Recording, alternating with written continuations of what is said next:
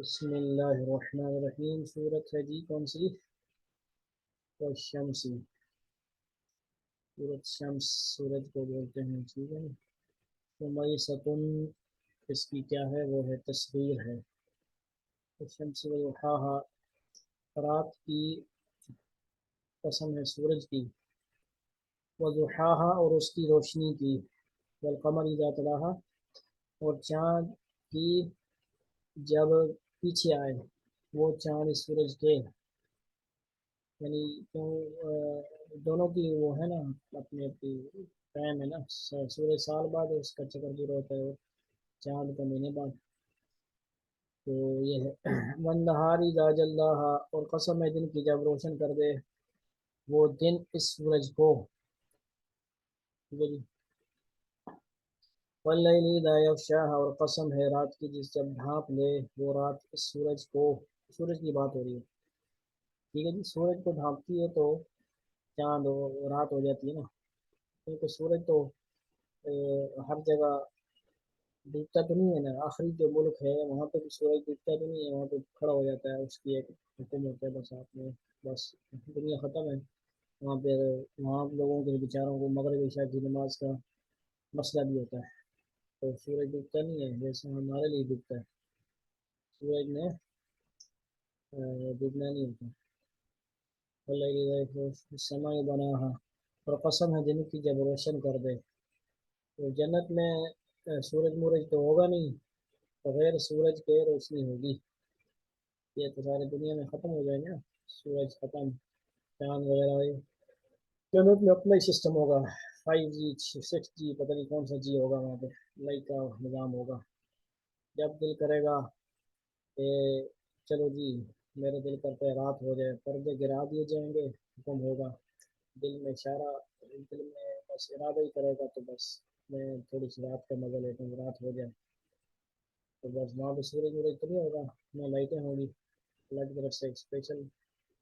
بغیر سورج کی لائٹیں آ رہی ہوں گی، تو پردے گرائے جائیں گے، پردے چلو جی پردے کر کے تو بس کیا ہو جائیں گی، رات ہو جائے گی، کتنا دل کرے گا، ٹھیک ہے جی۔ یہ بھی ہے جب روشن کر دے وہ دن اس سورج کو، اور قسم ہے رات کی، واللیل اذا یغشاہا جب ڈھانپ لے وہ رات اس سورج کو، والسماء بناہا اور اس ذات کی قسم سے،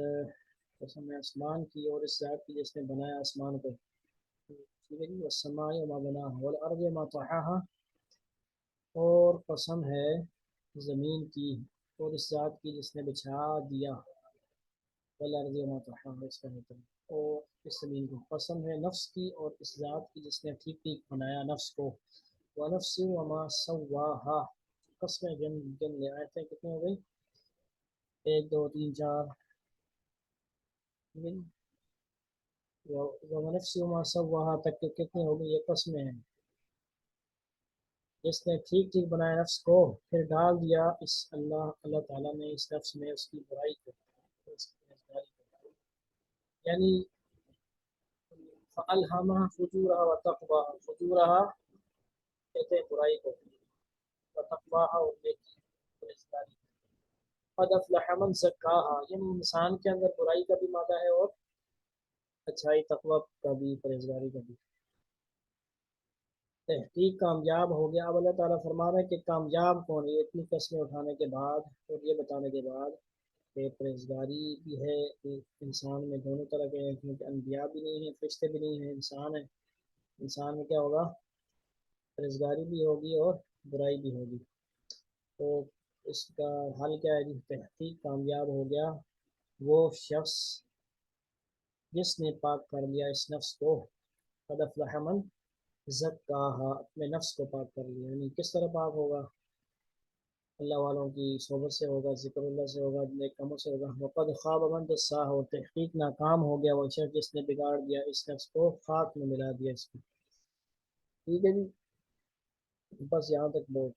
کافی ہے، ٹھیک ہے جی۔ یعنی اللہ والے جو ہیں وہ رگڑے لگواتے ہیں، جس طرح ہم برتن دھوتے ہیں نا، مانجتے ہیں، مانج کے دھوتے ہیں، برتن صاف ہو جاتا ہے، تاریں مارنی پڑتی ہیں، کپڑا مارنا پڑتا ہے، پتہ نہیں کیا کیا کرنا پڑتا ہے، جیسا برتن ہو ویسا اوزار اور ویسا طریقہ استعمال کرنا پڑتا ہے، جیسا دل ہو ویسا اس کو صاف کرنے کا طریقہ استعمال کرنا پڑتا ہے، ٹھیک ہے جی۔ بعض لوگ ہزار ہزار دفعہ بولتے ہیں لا الہ الا اللہ پڑھیں آپ روزانہ، ایک اطلاق دفعہ لا الہ الا اللہ پڑھیں، اللہ اللہ بولیں، تب آپ کے دل کو تھوڑا سا کچھ سکون ہوگا، دل میں پاور آئے گی، روحانیت آئے گی، اندر سے صفائی ہوگی، وہ اللہ والے بتاتے ہیں۔ تو لہٰذا اللہ والوں کی صحبت بھی اللہ ہمیں نصیب فرمائے، ذکر اللہ کی بھی توفیق ہو، اور تب ہم بات بھی کریں گے تو اثر بھی ہوگا، دعا مانگیں گے اثر بھی ہوگا،